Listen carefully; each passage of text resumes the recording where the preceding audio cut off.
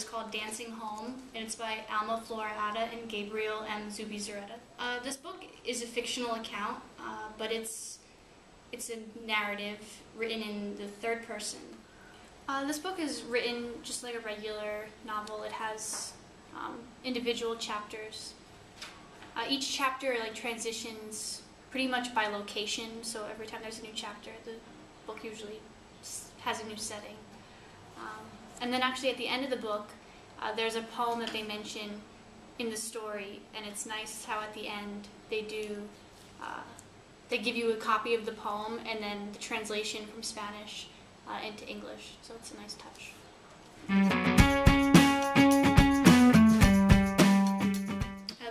The book actually takes place in California.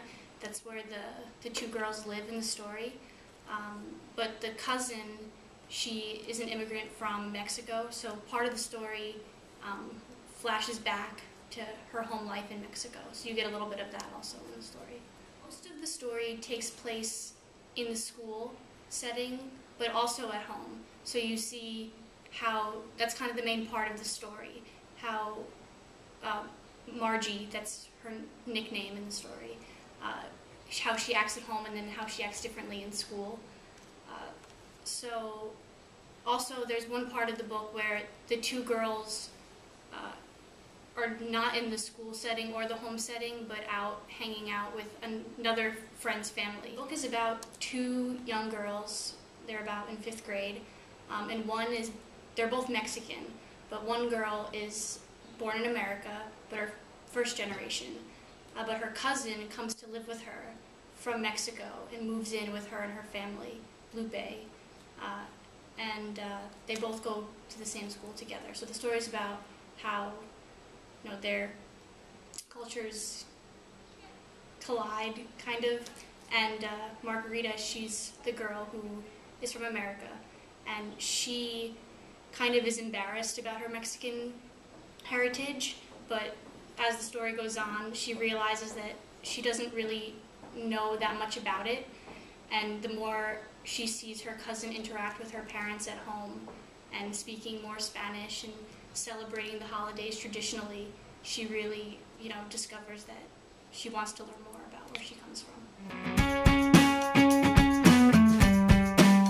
Personally, I was really interested in the whole experience of an immigrant coming in to America, because I don't really know anybody who has had that experience. So reading this really gave me that insight into the feelings, emotions about how a student might feel coming in to this country. I experienced being new in school when I was about the same age as the character in the story. I transitioned from Catholic school into public schools. So when I was new, I didn't know anybody, and I was actually welcomed into the school, unlike Lupe was in the story. So reading this, it really, because I wasn't an immigrant myself, so I never experienced that. But reading this, I really saw how you really have to be sensitive to these students, because one off thing and you could really unintentionally change their whole experience, of how they feel and where they belong in class. Well, actually in this book, the teacher gave the opportunity for students to write in a journal at their own pace, whatever they wanted to write, anything they wanted to write. It was like a free write. And they could write about their experience they were having in the class, if they were struggling, something at home, and then at the end of the year, they were supposed to come to some conclusion about how they've, changed over, the course of the year. And it really could be anything they were interested in. Like the one girl, Camille, the new girl in school, she was really interested in dolphins, and she found a way to include both Margie and Lupe in her love for dolphins. So you can really find something in common with everyone, and I think it's important as a teacher to bring out everybody's interests so they can find similarities between one another.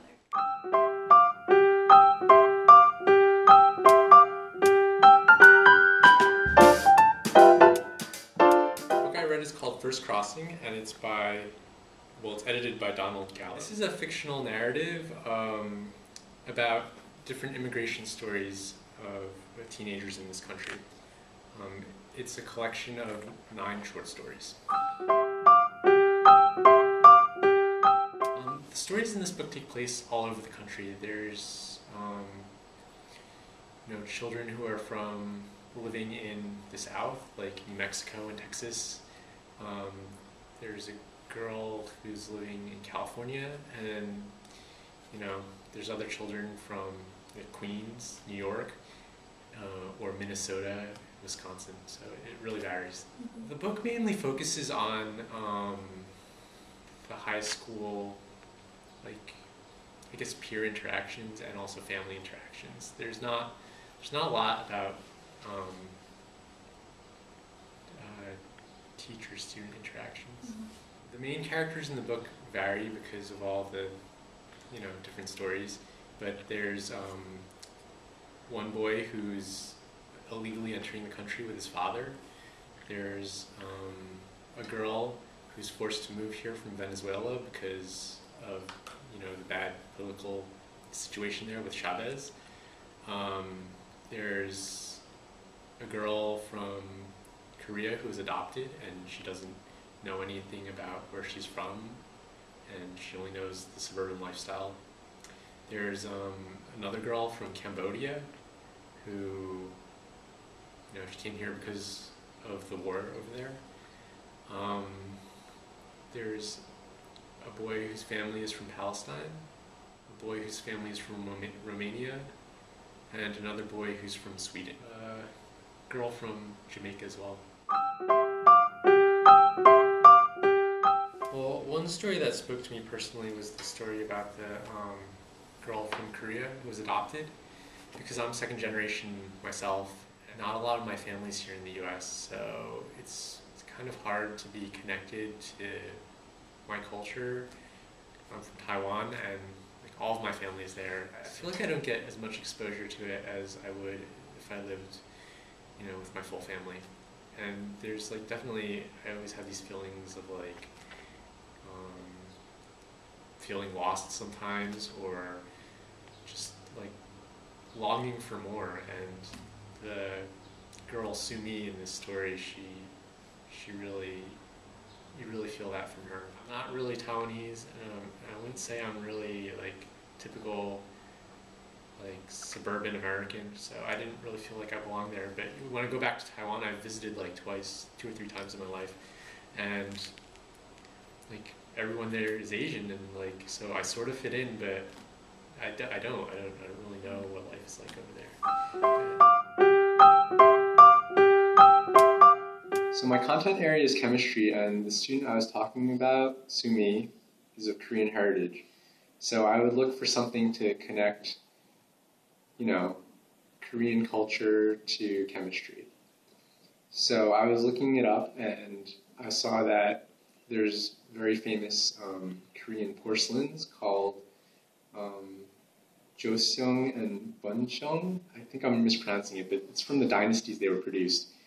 And they're works of art, and they're in museums all over the world. And chemistry is important in porcelains and ceramics because they control how strong they are, and what color they are, and what properties they have. And ceramics are really important in everyday life today for many applications, such as art tiling, and the toilets that we use are porcelain because they're antimicrobial because of the chemical properties. And for things like fiber optics, I think a lot of the fiber optic cabling that's used for telecommunications today are made from ceramics. And then there's always pottery, which is the most, traditional use, even dating back to the original artwork.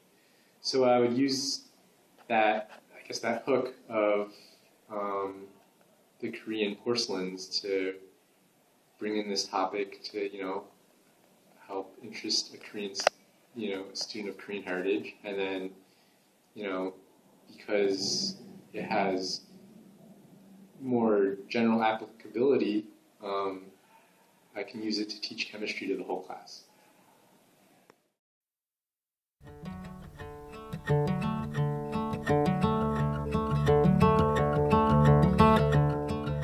book I read was A Step from Heaven by Ann Na. This book is a first-person narrative. It's fiction. The author wrote it because her parents were from Korea. And the book is actually not in chapters. It's actually, instead of a chapter 5, chapter 1, like for example, this one is the power of prayer, and she'll talk about how she prays because, you know, she's going through a hard time right now, and it reminds her of how her grandmother back in Korea used to tell her to pray and believe and things would come true. So it's about this young girl named Youngju, and she migrates here from Korea with her parents at the age of 4, and you see her journey through pretty much being a toddler, or a toddler to, well, a 4-year-old, from being a 4-year-old to right after she graduates from college. It's her story. You see her go through a lot of things with her father, who's an alcoholic, and, you know, a mom that pretty much lets him do as whatever he wants, and her adjusting to American life.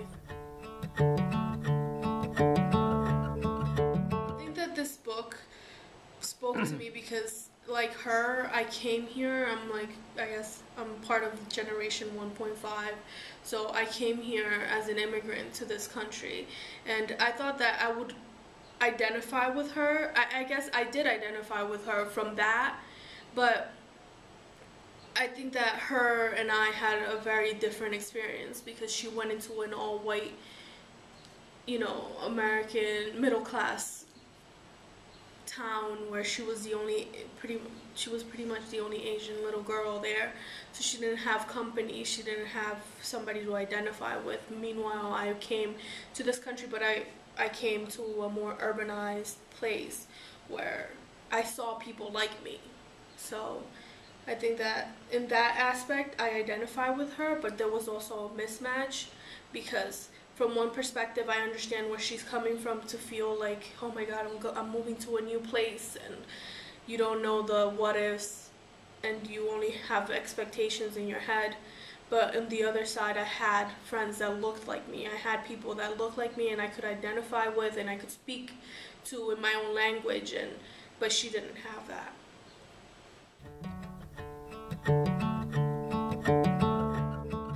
I think that the one thing that I would do is, I think incorporating other people's culture into your classroom. Like,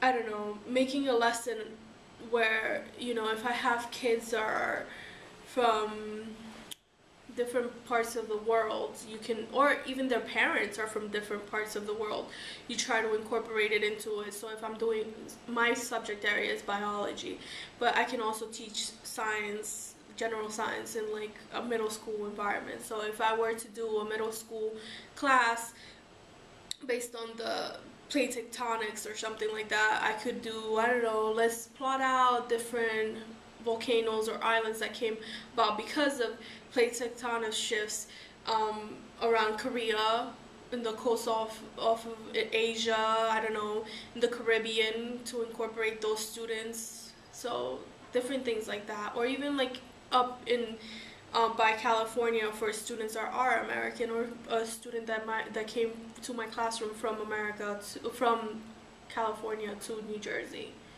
So things like that.